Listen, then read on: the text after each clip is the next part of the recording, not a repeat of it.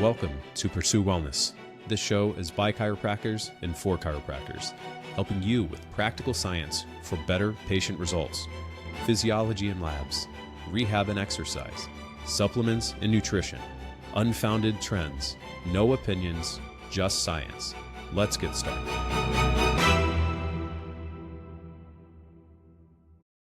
Hello again.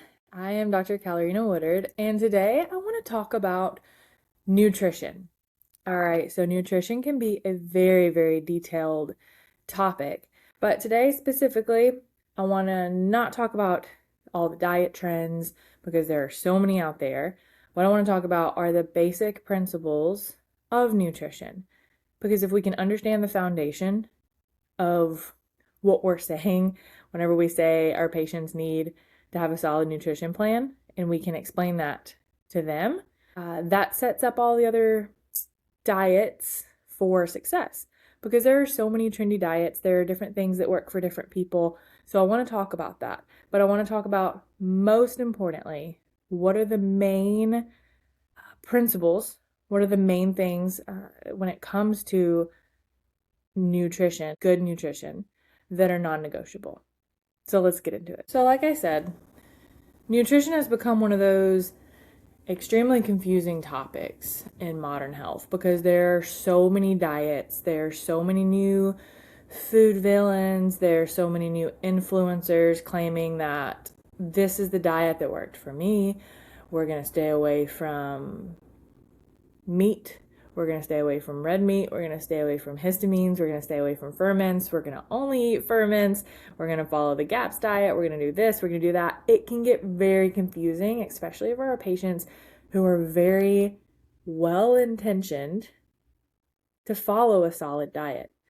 So underneath every trend, there's the importance of physiology, and every person individually, their metabolism is going to require energy. We have to have energy. Our cells are going to have to require nutrients. So we need to understand what those nutrients are. And our muscles still need recovery. Our hormones are still going to need good nutrients. And the away from stress signaling. So whenever we don't eat properly or fuel ourselves well, that will 100% increase our stress. So whenever we want to talk about nutrition first, these are the principles we have to think about. What matters most when it comes to this patient sitting in front of me is physiology. So many patients feel confused because if you go on the internet, you can see that some people are doing great with keto. Some people are doing phenomenal with carnivore diet and it works for them, or carb cycling. The Mediterranean diet, that's an old school staple, still a staple. Then there's crazy things like the TikTok viral Jello recipes for weight loss, or I'm going to only eat eggs. How to lose 20 pounds this month by adding rosemary to every meal. There's crazy things that we see. And then me being an athlete, I've seen it even more so. Other people saying you can work out and eat donuts and cookies and all this kind of stuff and then still gain muscle and still be healthy. The problem isn't that our patients are just failing because of lack of motivation. They're failing because all the nutrition information is so fragmented, emotionally driven, and they're jumping off of one bandwagon onto the next, week to week, thinking, well, maybe I just need to do a detox, a juice cleanse. That would fix everything. It has to be a parasite, so I'm going to only eat these things to destroy that. And then now it's going to be the low-calorie phase. There's just always something that is impacting our patients' ability to stick to the solid principles of nutrition. So whenever they start feeling overwhelmed or frustrated, they're just like, whatever, I'm just going to go back to the standard American diet. That's why we have to educate them on the importance of solid nutrition, what that means, the basis of it. We got to get the bottom of the pyramid understood first, and then we can build on top of that. First things first, your body requires energy, which are calories. And your intake should match your physiology and its demands. I have pictures of CrossFitters on here. I have pictures of people that work at a desk all day, sedentary people. Pregnant women. I should have more kids on here because kids have a different physiological demand as we're growing. Our brains, how much we use our brains, that requires energy. Our immune system requires energy. Of course, our muscles require energy. That's probably the thing that people think of first. But it's not just our muscles, our brain, our immune system, our hormones, our reproductive organs. Even just breaking down food requires energy. So every patient has to understand for them what that energy demand may look like throughout the day. Me personally, I have had a full basal metabolic rate test done because I wanted to see if I just lay here all day long, how many calories will I burn? So most people don't realize that. Like the average person burns at least 1,000 to 12,000 calories, 1,000 to 12,000, 1,000 to 1,200 calories a day just existing. So if they're under fueling and not eating or matching the demand for that and the demand for the nutrients also that our organs are needing, then their body is going to start retaining more fat, more water. So we have to make sure we explain that to people. Of course, if you're working out more, and I'm going to talk a little bit more about this, but if you have more muscle mass, you're going to be more just throughout the day thermogenic, needing more energy.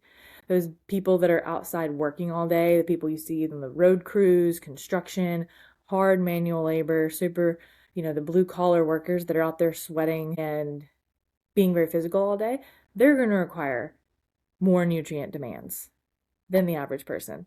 But that doesn't mean we didn't feed them with donuts and just empty calories.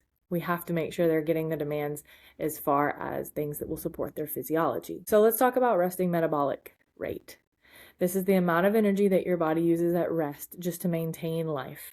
So like I said, I've had this test done before in a lab to see basically if I'm just laying there breathing, using my brain's doing its job, my organs are doing their job, my muscles are repairing, all the other tissue is repairing, collagen turnover, I'm regulating temperature, my hormones are being produced, and I'm digesting my meal from earlier.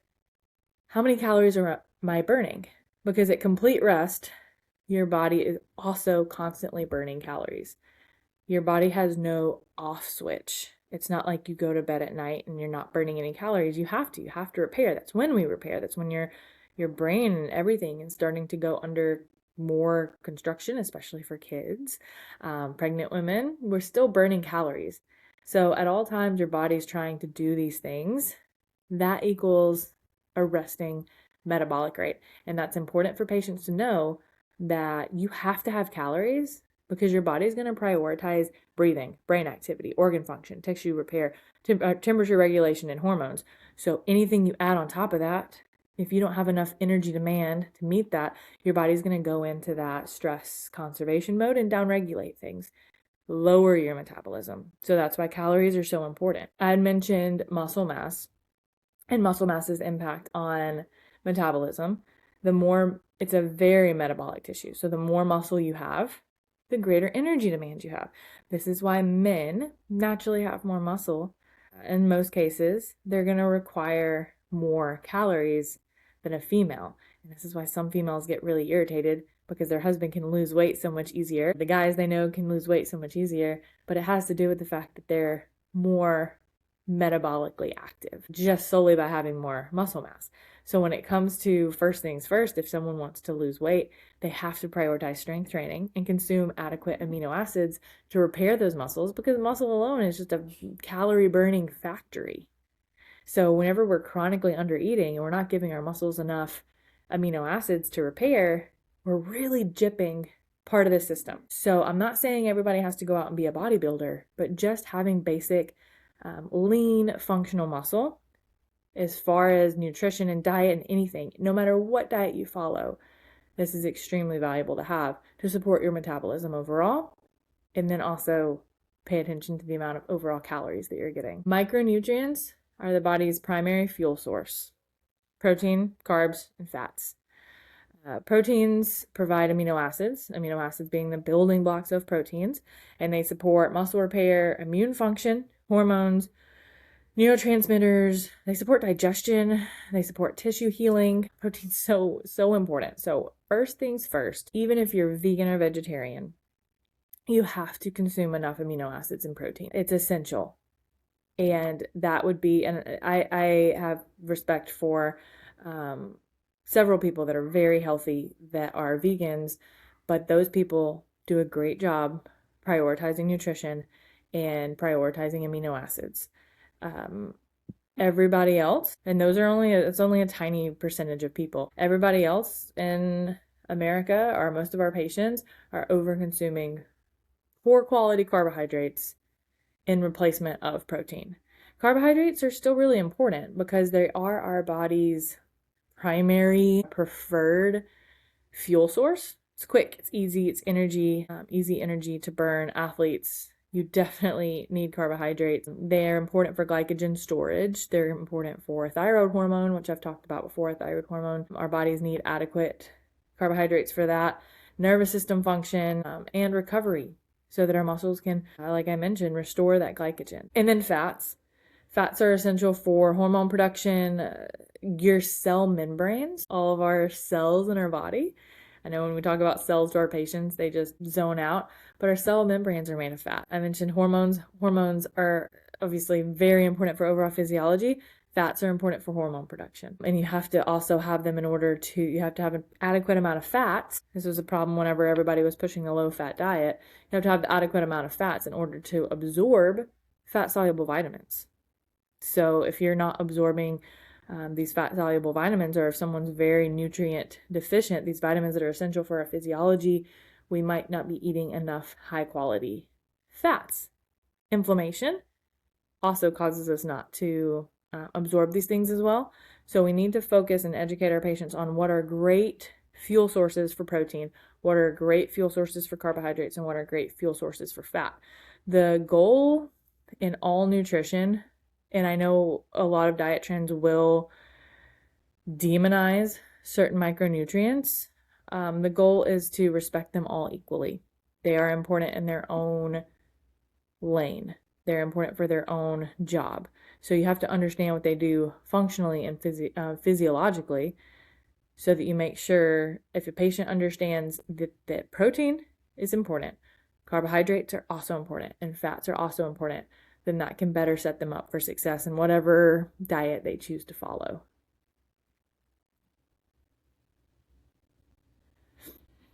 There's also a term referred to as the thermogenic effect of food. Different micronutrients, protein, carbs, and fats, do require different amounts of energy for the body to process them through digestion and use them. Protein has the highest thermogenic effect, because roughly 20 to 30% of the calories from protein can be used simply to digest and utilize protein. So we're going to break down protein and then actually increase our metabolism because of that, if that makes sense. And that's because protein is so structurally complex and does so many things for our bodies. What protein does is it gets broken down into amino acids. Our body then absorbs that and transports that to rebuild tissue, synthesize hormones, synthesize enzymes, and support muscle protein synthesis. So it's really a very complex thing that protein plays with our physiology, and is metabolically expensive. So that's why it has a higher thermogenic effect. Carbohydrates have like a moderate thermogenic effect, and then fats have the lowest thermogenic effect. So whenever we're looking at food, why does this even matter? The more you're eating protein, the more you will be able to support your metabolism. That's what that means. So when a patient says, like, I just don't crave protein, or I just can't get enough protein in the day, you can ease them into, or maybe motivate them into, the direction of eating more protein by saying, if you eat more protein, it's going to have a higher thermogenic effect, basically boosting your metabolism more. A very important topic I want to hit on is the importance of food quality, because your body is not responding to each type of food identically. Now we know that it responds to protein, carbs, and fats differently, but two foods can also contain similar calories, but create vastly different physiological responses solely based on the quality. Whole foods, if you're eating something it is a whole food source. I'm going to eat a piece of broccoli versus a vitamin that has similar micronutrient compounds in it. The whole foods actually provide, yes, the micronutrients, but also the fibers. It can contain other healthy enzymes that help break that food down better versus more of the ultra processed foods, which are usually engineered to be more palatable, taste better. Those things do not have the same impact on your physiology. Things that are like sugary sodas, packaged snacks are a lot different than eating a whole berry, a whole egg, or salmon as a protein source, or potatoes as a carbohydrate source, because these things are packed. The whole food content of them are packed with the whole picture that you need to obviously break down that food and absorb it best. I see it all the time. People try to replace protein because I just can't get protein in, and they try to replace it with protein shakes or because they're convenient. They're still ultra processed. Yes, they still contain amino acids, but if I could take an egg over an amino acid supplement, I would take the egg every day because God made that egg to have all the nutrients that are supposed to support the whole package of the physiology. So whenever we're explaining this to our patients or whenever we're trying to understand it for ourselves, we need to understand that when something is ultra processed or even marketed as healthy, it is not the same as eating the whole food equivalent to that. We're in a snacky culture. It's easy. It's things that have to be shelf stable, but they also contain things that can cause inflammation and impact your ability to break those nutrients down and absorb them properly. They're also not as fresh, so the nutrient quality goes down. So this is something I don't want to hit on for too long, but if you solely can get a patient to focus on whole foods, they will be full longer. They will absorb more of those nutrients and they will overall feel so much better. We cannot not talk about hydration because it also impacts every system of your body. Everybody has to avoid being dehydrated first. It's required, hydration is required for every physiological process in your body.